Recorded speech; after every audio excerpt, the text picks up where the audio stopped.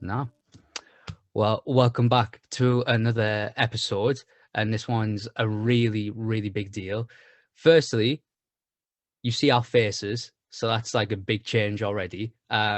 Just so whoever's been following us for quite a while now and has been listening to our podcasts and even watching some of the material on YouTube, we actually have faces. So that's already big. But the biggest thing that we have is we have our first guest, which is Cole Forrester from True Radical Love, which is such a fantastic organization that basically is a community that gathers together to fight against sexual exploitation and pornography, and really is doing a fantastic job of that. So a few weeks ago, Cole reached out and we were just excited to talk about the possibilities and the general themes of this. And we had a fantastic call like a couple of weeks back. It was really, really amazing to hear from you. So I'll hand it off to you, Cole, to basically explain what true radical love is and what you guys really bring to the table in terms of fighting pornography and lust and everything like that. Well, thank y'all. Thank you, Brandon. Thank you, Joshua. And I do say y'all. We're here in Atlanta, Georgia, North Atlanta. Nice. Yeah. And yeah, we had a great call. I mean, I think we blocked off an hour, but I think we went for two. Oh, yeah. Went for a while. Yeah, man, it's just, there's so much you could talk about in it. And it's just been a passion of my wife and I's. And we, so basically when COVID first hit, it's when it really instilled the creation of the nonprofit itself. But it's really just a continuation of my story, of my wife's story, and really all the other stories that we found come from, this cause. And so for me, I can't even dictate the exact time, but it was probably 7 years ago or so. I remember it was, one room over from here. I read this article that my friend posted that talked about the correlation of pornography and trafficking and how they influence one another. And I just remember in my heart, I was using porn a lot throughout my adolescence, through college. And I just remember at that point, I was like, you know what, now I know. And I either have to willingly continue knowing what this is doing, or I have to really make a decision to do something different. And I'd equate with the breaking an addiction a lot to, again, I'm from Georgia, so I used to do dipping tobacco a lot. I'm just kidding. Not everybody in Georgia. I'm probably giving a bad rap for everybody here in Georgia, but I was a wrestler, so I had to cut a lot of weight. So I used to dip a lot of tobacco. And and I just remember, the same habits, same ways I broke that addiction I could use towards pornography.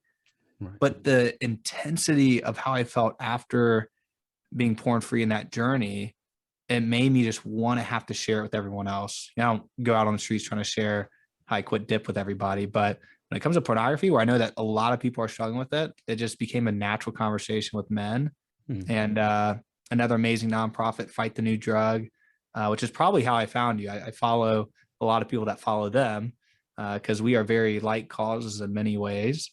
And I would wear their shirt that said "Porn Kills Love," and I'd get coffee with that shirt on. I'd go rock climbing with the shirt on, and all the time, guys would just be like, "Dang, tell me about your shirt." Or like, "Man, that's bold," and it's like, "Yeah," and it's just such a conversation starter. A lot of girls were giving thumbs up, like, "I like your shirt."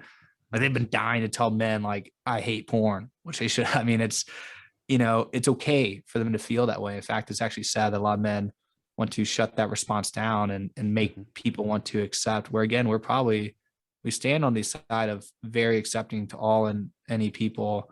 And we are so for people that we really disassociate pornography with humanity, in that people aren't bad because they watch porn, but porn is a very bad product. And so my wife, her side of the story is she went to Georgia State University and she studied criminal justice. And she wanted to be a part of the police force, where when they break into a sex ring or a trafficking ring, that she would be one of the people there that would communicate, a woman's presence there, which is very helpful. When a bunch of men with guns come in, it could be very frightening. And so she wanted to be on the very psychological side of helping these women and children and boys. So we got married, and we both had careers in different areas, and we just felt through COVID, what a beautiful time that we could spend a little more time, uh, addressing this issue. And with Mm. lockdowns and with separation, addiction went up, and that's why part of our cause is the opposite. We want to create connection, create community, get people face to face. It's very personal when you can see people and feel we're in the same room together, even though you're on the other side of the big pond between us. Yeah, definitely. Yeah. Yeah, that's So it. and then long story longer, uh we started the nonprofit, did all the legal things we needed to do, and what we do is we just help men and women in the space. We talk about it. We're very curious. We're very curious about it. Our founders, myself, my wife, and all the people volunteering and helping, um, we stand in Christian faith where we believe in that truth.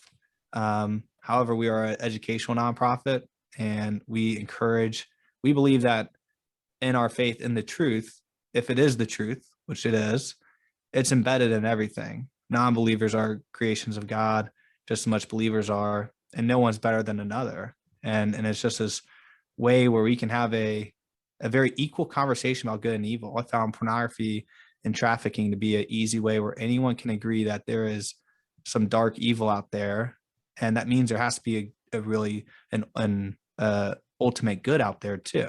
And it really allows us to have a very spiritual conversation, no matter who someone is, and to really search for what the ultimate good is, what we really want, and what true radical love is.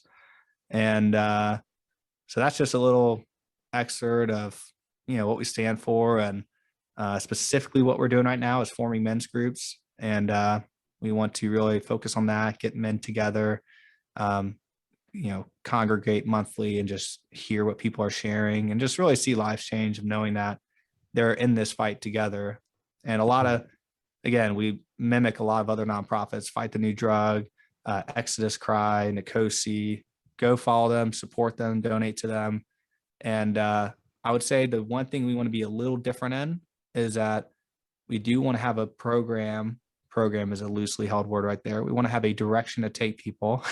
Mm. uh, that's communal. A lot of self-help programs on this are very individual. It's very pride-based and egocentric, which again, that could take you to a direction, but ultimately it makes it, if you do fall, you could fall hard. So we want a community of forgiveness, of love, and people that share the truth with each other and not the lies the world wants to tell them.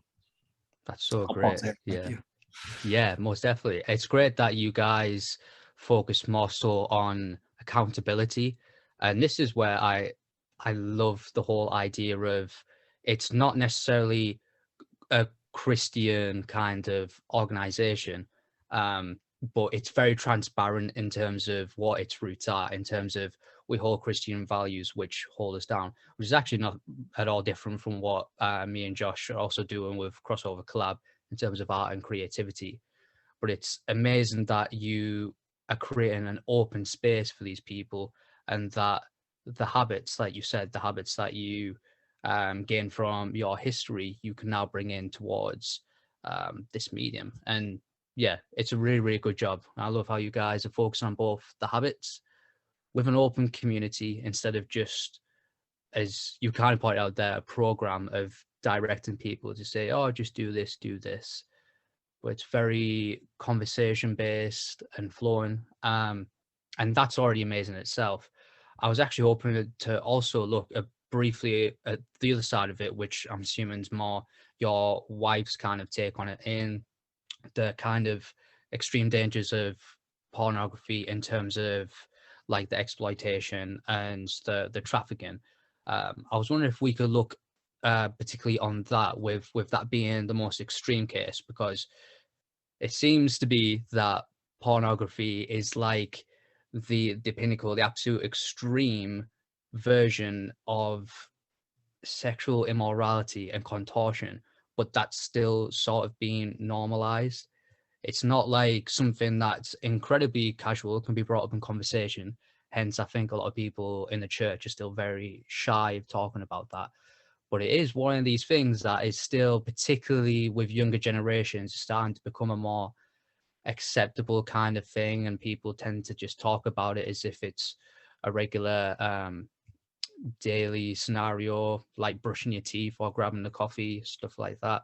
So I think it'll be really interesting to dive into what are the dangers as such of, say, consuming pornography, and I suppose also the dangers of participating in it, because we've got to remember that they are human beings on the other side of that screen, and Yeah. be able to like provide for that. I had we do a clubhouse on Tuesdays at 10:45 Eastern, and we had an amazing, and it's an open clubhouse. It's Let's Talk About Porn. So it's not just catering to the people that follow us that are already anti-porn. We have a lot of people coming there with a lot of questions and sharing the story, because there was something that was so interesting that connects with the church. And I never thought of it this way, but it's porn is selling what the church sold to us before, or so some form of that, meaning the church tried to help the youth by trying to sell them that sex is bad, that you get STDs or pregnant. And so porn just took that. It's like, yeah, we are bad. And here's how grotesque and how extreme we can make sex be, because that's what it is. They're almost leaning into the way they sold our generation on it. And I'm very pro church in the way that they educate. And I'll say that I feel like our nonprofit wouldn't exist, the other nonprofits wouldn't exist, porn wouldn't exist if we were truly educated by our church, by the education system, by our parents. But that has failed us. And now and this is a great picture I like to draw. I don't know how spotlight it'll be, and I could commentate it on as I do it. But what we have now in society, let's see, where is the picture at? There. Let me focus it.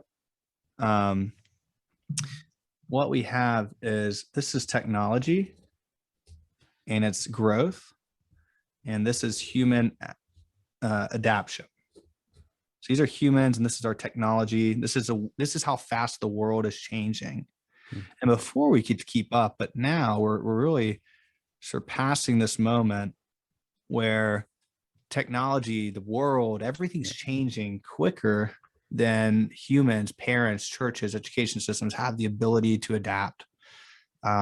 Things that I've learned in research of just the direction porn is going, hopefully creates a compelling future on why we should stand against it. Because already, virtual reality, sex, I guess robots would be what's being in the future seen, and they're multi-billion-dollar evaluations of what that will be to the industry. So we are living in an interesting time, and that is what we want to do. Is we want to also sell that sex is good. That's what the church should have been teaching, is that sex is the most amazing thing. In fact, we want to sell how amazing it can really be in the light of marriage with your spouse, the only one. If there was an ultimate good of man and woman waiting for that, and that's just being some part of worship in their marriage, and a part of it is spiritual connection. I mean, God designed it to be good, to feel good, and he designed it to connect you spiritually with another person. And that's what our kids should know. Kids relatively towards a certain age, but that's how parents should teach it, how the church should teach it. And it's like sex is good and porn is bad. And that's the better message, not sex is bad, because then that's fueling porn. Sex is good. It's good in a certain way, the way God made it. And porn is bad. It's the way that sin really wants to take it. And again, and I think a way of theology is that sin doesn't create, it just distorts what's true. And porn does it in such a way that it's as you referenced, it was funny, you were saying how it's like the epitome of the worst thing people think about. I was thinking, and then you backed it up with saying, yeah, it's normalized, that's the thing. People don't see it that way because they feel so normal, but you're right. It is very, if you know porn for what it is, it's not good. I mean, I have a lot of men where we have conversations about this. Sometimes we're talking about it because their spouse found out, hey, my wife caught me watching porn. Oh man, yeah, I'm gonna stop now. It's like, okay, but let's like, we need to sit there for a second. I want the person to want to stop. And just because the wife caught him is not a reason why he wants to stop. I want him to stop because, well, what were you watching? Okay, I was watching teen porn. Okay. I was watching videos that had incestual related themes in them. Okay. What do you think that would do to you if you every day you did this for the next, let's say you've been doing it for 5 years, but we did that for another 10 years and now you're, 35 years old. Now, are we still watching that? Has that progressed? If you have a daughter, how, like you start creating these conflictions of what it really does. And you start realizing that people that have affairs in their marriage, people that leave their spouses, people that are caught even with pedophilic acts, like they're not these monsters that no one can become. It's a slow direction people are going without realizing. And when a car breaks down because the tires are out, it's not because it just exploded all of a sudden. It was a slow leak in that tire. Yeah, And so yeah, that's what we're exactly. trying to plug. We're trying to plug these leaks, because that's where people get to where they are. We have people in our community that I have seen it all already, and we've just started. So, and I love Yeah, all these people in our community. Sorry, I'm not yeah, they're I'm great. swatting this, like we have the dog door down here, so there's just like fly flying around. I'm not like we love all people swat like that. No, Fly. I've been there in summer. It's an absolute nightmare. I totally get you. Yeah, I think that's the crazy thing and how it's slowly projecting to just be worse and worse. And I think you slightly brought up there is it's this lack of consequences. And when people do have that initial consequence, then they're like, oh, maybe I should just confront it and do this. But yeah, as you said, that's like only the base layer. We want to see Yeah. Oh, it's I'm sorry. equivalent. I totally didn't answer your question now that I think about it. No, that's so fine. No, no, no, it's cool. We're going on to it anyway. But I think it's like that sad reality of why do you do this behavior? Why do you not do this behavior? Yeah. Particularly when it comes to church and people are like, well, God says.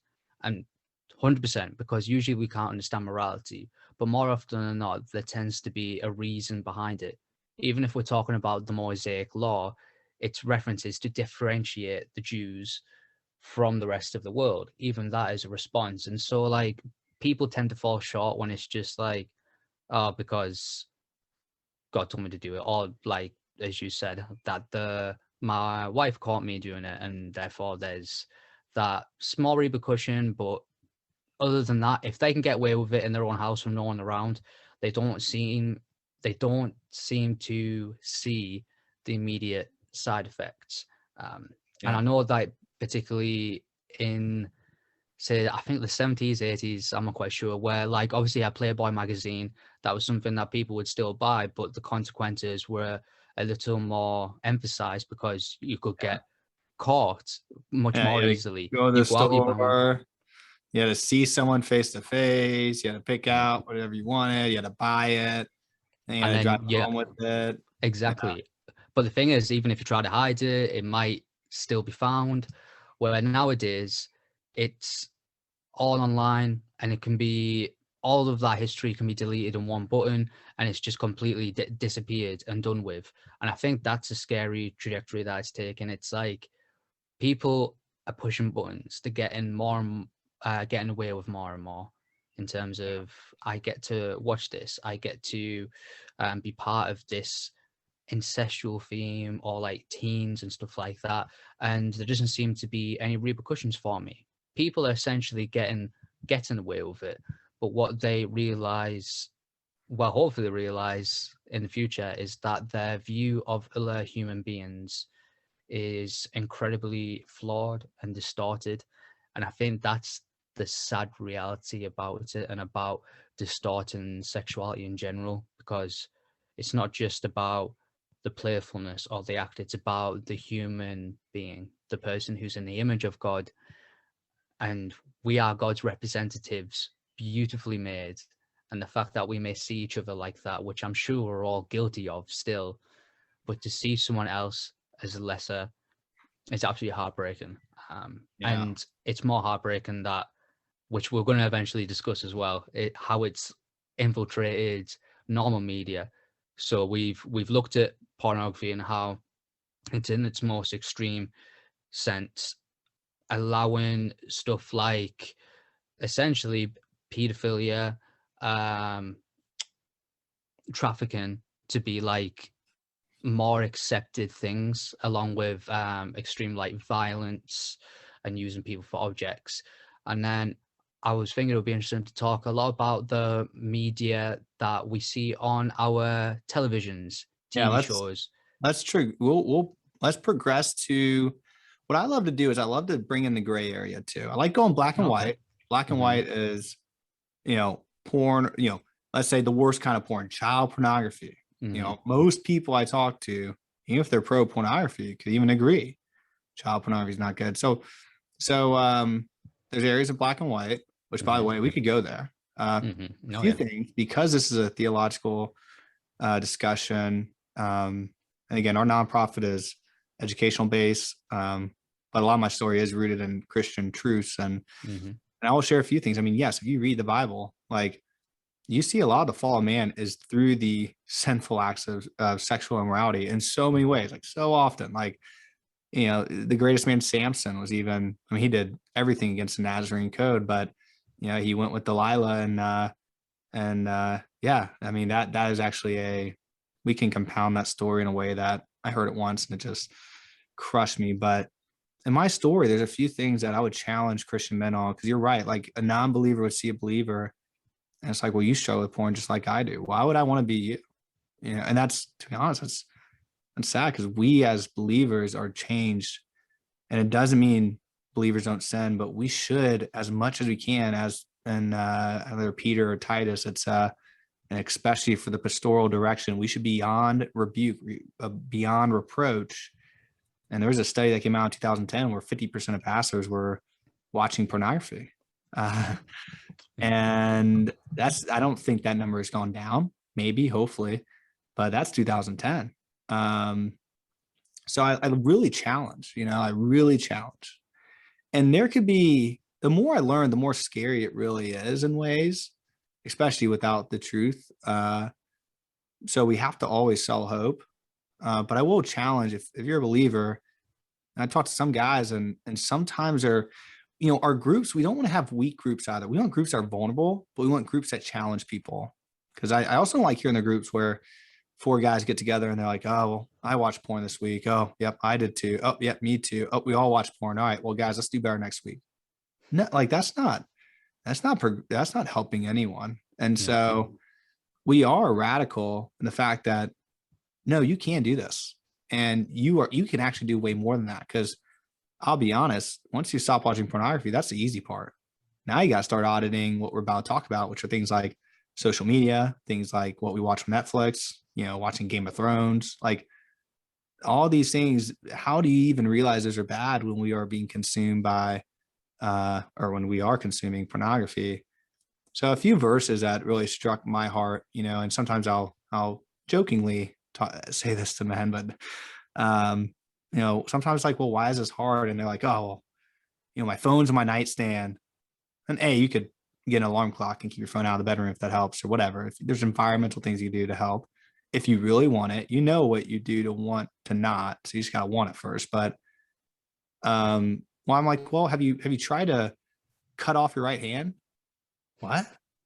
Well, take a knife and cut off your right hand if you feel tempted to watch porn, or maybe gouge out the right eye.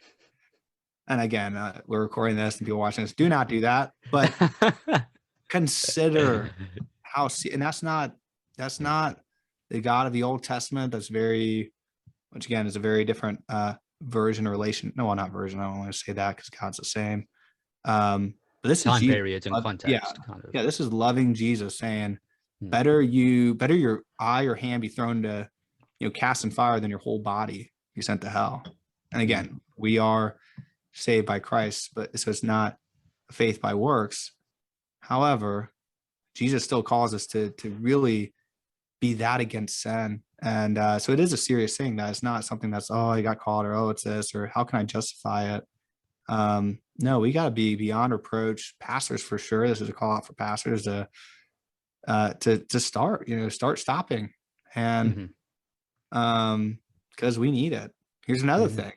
thing. Pornography is a big industry. It's a $97 billion a year industry, collectively, and what it fuels. And they are one of the most influential tech companies in the entire world.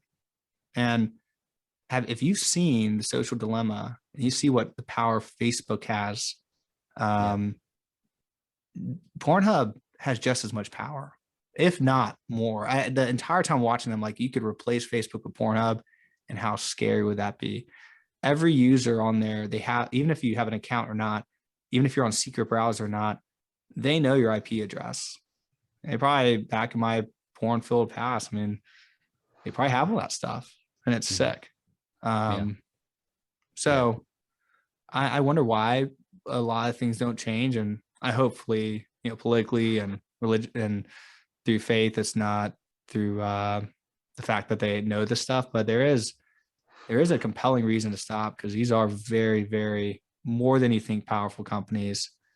They fund a lot of these things. If, from your previous question of the fact that it does, I mean, Pornhub owns, or they were affiliated. They call it affiliate, but really they give them money and sponsor it. But Girls Do Porn, that happened. That was a huge case of exploitation and trafficking. Their moderator said, "Man, you should look into these chat sites." I mean, we don't even know if these people probably aren't even there on their own will. Like, I mean, the employer content is literally trafficked material, and there's so many Yeah. cases that, and I share that to say, no one's above another, and that's why we collectively should stand against it, because Mhm. I don't know if what I've seen in the past was someone being trafficked, abused, and the fact that porn is so violent now, it's almost impossible for people to tell. And what a Yeah. silent thing that's killing and damaging so many people. And Exactly. yeah, so to move from that to um, yeah, that was a big reason why we started TRL, was this move from, it's not just Pornhub, but it's everywhere. I mean, I think OnlyFans was a very big uptick. In fact, they just came out with a documentary on Hulu. Some of it goes against it, but it promotes it. And it's scary to see that we're not even, nowadays, there's more child pornography self uploaded by the child than being illegally captured. I mean, it's more Yeah. people putting it out there because that's what they see. Kids see that and they're like, oh, I guess that's normal. That's the main And thing. It's mainly all about the validity. I think that's the super annoying thing about it. It's how everything's become valid. And this is a scary thing about communities in general. If we see, particularly within our very sexualized culture, and particularly with the exploitation of children, of course, it starts to become a more normal and sexualized thing. So you have got, unfortunately, young girls going to OnlyFans and starting to create that content. It's absolutely heartbreaking to see that. I'll let you continue though, just for yeah. And I'll into that. pause too, Josh. I want to see any thoughts that you're having and that you want to bring in. Yeah, I mean, what you've mentioned with the OnlyFans thing, and also obviously the huge rise in TikTok use as well in the past year. Um, Definitely, there's a lot around that kind of normalization, and I know we're going to get onto as well some of these examples of, I guess, what would be seen societally as more inoffensive examples, but that actually do, I guess, condition people to be used to that environment, to be used to treating sexuality as something that's casual. And I guess like those distortions that we see at the end are really the result of those gradual, as you mentioned, like with that tire metaphor. Yeah, kind of all it takes is going kind of 1 degree off course and you're ending up in a completely different place. Yeah. So yeah, it is scary just how much it's kind of, yeah, invaded culture, I suppose. Yeah. I mean, Mm, God beautifully made us be curious. And unfortunately, that's what the enemy uses. And that's why it's always a progress. It's either you're progressing in a good way with intimacy with your spouse or future spouse, or what the love you could create and the family you could bring to this world, or you're progressing deeper and deeper into this depravity. It says you're going, you're green or growing, or you're dying. You're not neutral, and that's where a lot of people feel. And I'll say I do have a hard stop at 4, so we have a few options. We could either because we could do whatever, but we could go into if we need to go into content. We could hit the points we make if we want to relate to that. We could just keep going and then maybe schedule the next time. But I wanted to leave that up to y'all because I know we're 40 minutes in and just just flowing. So it's beautiful. I'm happy to continue talking, particularly about like the theological side of it, even if we don't necessarily get to the specific kind of media. I think this is a great foundation for us to lay down, and then we can start exploring more of this stuff in later episodes. So we'll probably go for a little longer for definite. We can ramble on for way more than an hour, and I tend to have to cut it down a little bit. So yeah, maybe this call just gets people interested for the next call, and and we could plug the next call. Obviously, what you guys do is in the space of media entertainment, and our next call we want to talk about things that might be in the gray area, that are more normalized, and things that we see and what society is trying to teach us. Even outside of pornography, but things like let's call it Hollywood reality and real reality and just real life too. So we got the romanticized movies that we've been sold. We have the Bachelorette, Bachelor, and that version of love, and then we have love in the real world. So I bet our next call we could, because again to give that topic justice, we probably want to have the full hour too. Yeah, for definite. Absolutely. It'll be nice to just, with a few more minutes, kind of possibly bring up any more elements that we would want to highlight, with particularly like pornography and its infiltration into media in general. But obviously the stuff like what we watch on Netflix and stuff like that, we'll leave to the next episode. So is there anything? I was kind of thinking that too. And I will share a little nugget at the last couple minutes of kind of why we want to go there. But to hammer home the topic of pornography, and again, this is just research I've done through all the other amazing nonprofits: Fight the New Drug, Nicosi, Exodus Cry. So anyone could know what we know. You just gotta seek and find. I mean, it's there.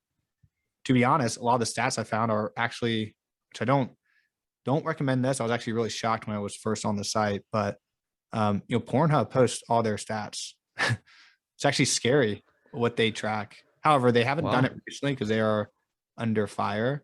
But Pornhub insights, and I was looking at these stats. I'm like, where are these stats coming from? And I look at the top and it's like Pornhub.com. I'm like, oh my god, like, and I was like, please don't. I mean, and luckily there is no porn on there. However, if this is an issue for you, I would not suggest going there because it can be very triggering. But it is shocking. It would scare you to know what they track. It would scare you to know they have like a health side of it, where there's like a Q&A, and one of the most popular topics is erectile dysfunction and premature ejaculation. There's things that men ask more than anything. So there are a lot of harms that it's creating. And we could ask any other questions about it. I could probably riff on any of these areas, but well, it's great that you're 100% well researched. And just to kind of put it out there one more time as well, if for whatever reason you guys are watching and you are, say, struggling with this, or maybe know someone who's struggling with this is a great community to definitely research and get involved with. And obviously Cole has come from that experience and has obviously done the research in order to not only make us aware, which is great. Awareness is the first step, but it's about being disciplined as well. because Yeah. to kind of extend Yeah. what you were saying before as well, it's either you're heading towards intimacy and towards being more disciplined, or we're heading towards unfortunately the flesh and the sin and our flesh failing on us. So we need to take stance of where we're going. So it's great that it's not just about the recognition, but it's about the action. So that's Yeah. And fantastic. I've been doing this more recently and more likely because we're researching some tough stuff. And I asked for our team to, I might ask Sanford to pray for me as I research. So again, as I share the research we do and what we post, by the way, it can be triggering. And I'll be honest, we probably will trigger people. That's okay, because this entire world is triggering people. And it's okay if you get triggered, and then just sit and reflect and again, really think what you want. And yeah, I mean, some of the stuff gets really, really dark, especially when we're researching child sexual abuse material. Shocking where it is. It's not like hidden in some dark web. I mean, they're openly selling pedophilia, or sorry, they're selling child sexual abuse material on Amazon.com, like crazy. Blew my mind. And that was really a tough day after I researched a little bit about what's happening there. And it really got dark. I mean, they even have grooming. I guess, again, I'm probably not promoting this to the audience. And if you're in the audience and you do this, you probably already know where to find the stuff, but they literally sell grooming books for children, or people buy it as a joke thinking, oh, this is funny to give my friend because it's so sexually implicit. And it's like a children's book, like pictures and stuff. But people don't realize, like, dude, that book is not a joke to send to your friend on his 18th birthday. That's what that's where trafficking, by the way. These are intra-family trafficking. People that are trafficked by family members, loved ones, is by them manipulating them at a very young age with sexually explicit children's book. In fact, I researched the company that does these books. I just went to their website. It's sickening. I can't believe they exist. And I don't know what's wrong with the people that own it. Again, we love our enemies. So I want to love this person and hope that something's wrong there and that he gets help, because what he's doing is perpetrating people sexually abusing their children. And it's pretty dark. It is dark. And it's very, very difficult to try and love and try and pray for people in that area. I don't know if you've heard the news recently, but basically it was going around about last week or so. And basically either today, it started either 2 days ago or yesterday, I'm not entirely sure. But basically, men all around the country, and I heard this from my university friends all the way down in Cornwall, and they basically organized for 2 days to have a game on how many women they could rape and abuse. And Jeez. there was group chats even around my university. There was a group chat of over 100 fellas, which was terrifying because it's a small town. The majority of them would have been students. I saw on a lot of my female friends' Instagram stories that they were terrified, and firstly, they didn't want to go out. They had to stay in big groups. And even if they didn't go out, they were saying, please provide any information on the people in the group chats in case I am in the house with one of them and I do not know. And so that kind of that vulnerability, and that obviously we as men can't experience that same kind of vulnerability that women have, particularly when they're walking out and they're constantly looking over their shoulder. It's so sad to see. And I think it's dreadful that so many people, and I've been surprised at how many people have all done this for a laugh. And I bring that up because it's a similar situation to the people selling these kind of books, even if it is for a laugh and it's not necessarily acted upon. Firstly, it's just degrading to a whole nother level.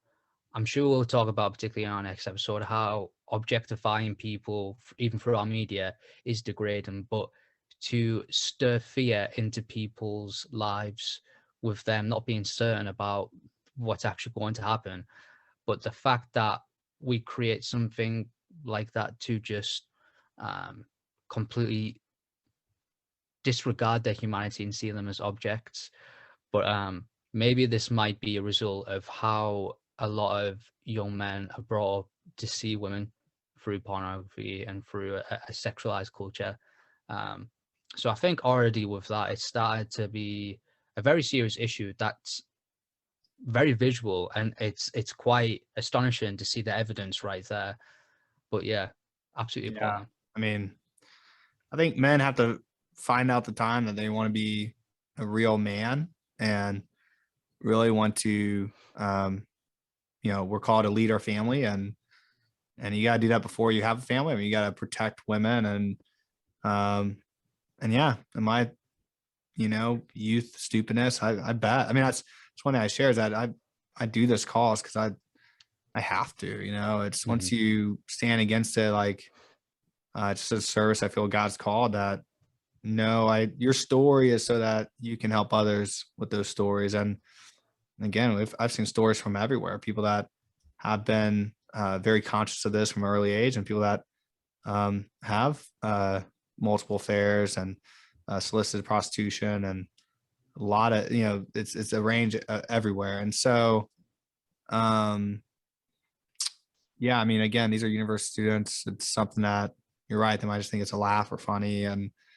But I mean, what does it take? I mean, if your sister got sexually abused and you were part of this, I'm sure your heart would sink. If you're, if there's something that makes this real for everyone, and the reality is that it's real, that could happen. And so what porn wants to do is detach us from reality so we continue to consume and all these things. That's what it does. It wants you to believe that. I think our church just did this beautiful message. And at the end, I think it was, I'm going to butcher this. It was one of the most notorious serial killers in the United States. I think Charles Manson, maybe. I don't think it was him. I think it was the other one that was very notorious. Ted Bundy. Yeah. Yeah. Yes, I'm pretty sure it's Bundy. Right. And in jail, he was being interviewed, and he has changed his heart. He literally said, I didn't have a Christian worldview. He thought we were just all atoms and molecules and animals, and he could kill and rape, whatever. And he literally, and that's actually a big testament, because as a Christian, you might be like, how could he be forgiven? But God can move all our hearts. And so, these are people. I mean, these are, what's on the other end of the screen is a human being that's never probably there by their own will. I don't know who's, even if it's a completely consensual pornographic film, and I do that because, again, most of this is, if they weren't paid, they wouldn't do that for charity. This wouldn't be charity work. I mean, it's either for money, it's for drugs, it's for a lot of Validation, times, I suppose. Yeah, I mean, I like, even like really hammering home even the part where people are like, oh, people choose to do this. Like, how do you know that? And how do you really know what they go through? I mean, I've heard testimonies from those that have been in the industry, and it's not what they want you to think it is. That lie that people are believing so they continue to consume is completely far from reality. I mean, for example, if an actress has things that she's willing to do and things she's willing to not to do, well, guess what the director wants that actress to do? The things she doesn't want to do. That's what they do. And that's rape and exploitation itself. And they get to the scene, and, they abuse them. I mean, they abuse these women. And if they don't go through with it, they don't get paid, and they're there and they're exploited. They crush their worth as a human being. That's what is production porn. That's what people say is consensual. It's not. And I guess I'm not gonna have time to give our snippet for next week, but it's gonna be really good. So I can't wait for it. Next week, the week after that, whenever we'll plan it. I can probably do next week. But yeah, again, we're here to say that we're here with we hear every story, and we love every person, every story, even our enemies. And if our enemies were to come here and want to talk to us or want help, we'd love to give that to them. And I guess they're not really our enemies. Enemies is Satan and his workforce and what he's doing. But God can heal all and change all. And it's actually interesting to see how much of a Christian community follows what we do, just by sending messages on Instagram and reaching out to people that are following us. Like however, there's also a lot of non-believers that can stand in the same area too, because they respect human life. And there's something that connects all of us, because we're all human and we're all designed in God's image, whether someone believes or not. So it's really exciting to see what can happen and just the people we get to meet. Yeah, man. So good. It's very hopeful, and that we can eventually band together. And, this is the hope that God talks about with the kingdom that's obviously being introduced through Christ, but that we get to still continue until the second coming. And it's great that we can still view everyone as image bearers, as children of God, and that we can still welcome them with open arms, and we can share this gift of providing and accepting, and of course loving them. It's great work. So yeah, if I haven't said it enough, once again, please go check out True Radical Love. It is fantastic. And yeah, we will have Cole around for a few more episodes, just to be able to really dive into how pornography's infiltrated our media, our films, and our TV. And yeah, so excited to discuss, man. And again, thank you for coming along. It's been an absolute blessing. And and last thing, just if you're watching this, and again, we have these group calls, and we want to get people together, but a lot of times people just want to meet someone first. If you want to ever hop on a Zoom with me or get to know me, and see if there's any part of you that feels called to reach out to us, and I'd love to meet you and get to know you. And maybe you're someone that already stands against this and you're really passionate about it. Well, our nonprofit is really just a platform for all the voices. And I mean, my wife and I's goal is to have as many volunteers that are running this as possible. I mean, even eventually one day we want to maybe even pass it along to a different person to be the owner or the executive director of it. So that's just showing where we stand with the profits. Again, it's for the nonprofits, for everyone that wants to be a part of it, and bring their God-given gifts here. It's just going to be so exciting to see if this was truly an open platform for those that have changed lives or want to change their lives to see what could happen. So yeah, reach out to us. You could follow me. I manage a lot of our social media. So if you send TRL a Instagram message, I'll be the one seeing it. But yeah, follow our Instagram, give us feedback, give us thoughts, and follow our Facebook page. And if you want to be in our men's group and just at least be a part of the Facebook group, then let me know, and I'll invite you in it.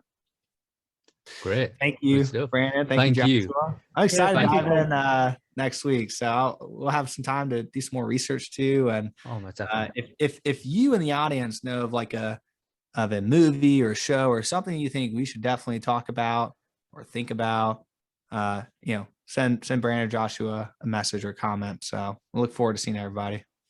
You heard it from the man. Great. Thank you so much, Cole. Great. God bless. Amazing. I'll see y'all later. Yeah, see you later. Thank you.